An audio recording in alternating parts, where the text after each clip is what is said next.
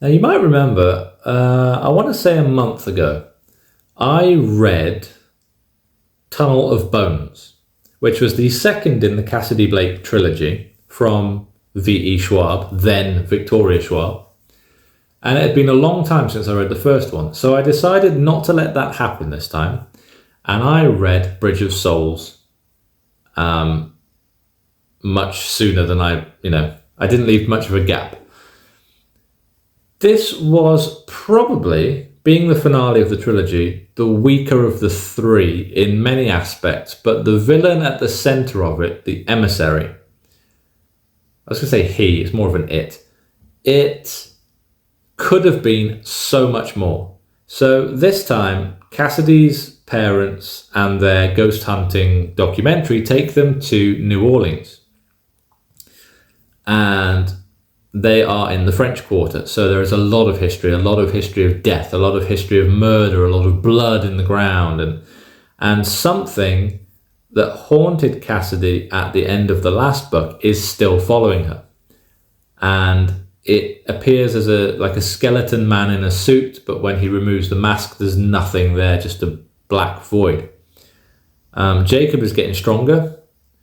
He is becoming more corporeal, and when they discover what this thing is that's after Cassidy, the whole group has to come together to try and stop it.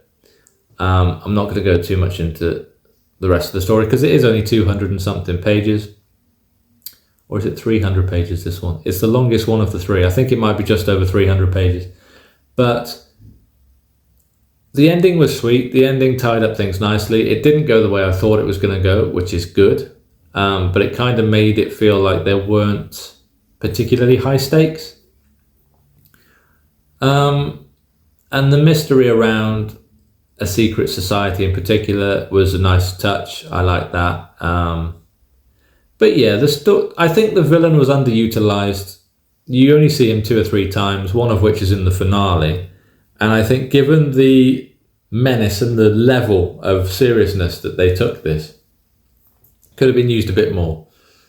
But other than that, it was a solid story. It was a good way to end the trilogy. And, I've never read a bad V.E. Schwab book, so I gave it 4 stars.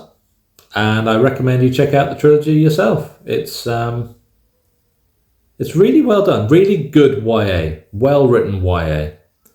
So yeah, if you haven't read it, I do recommend it.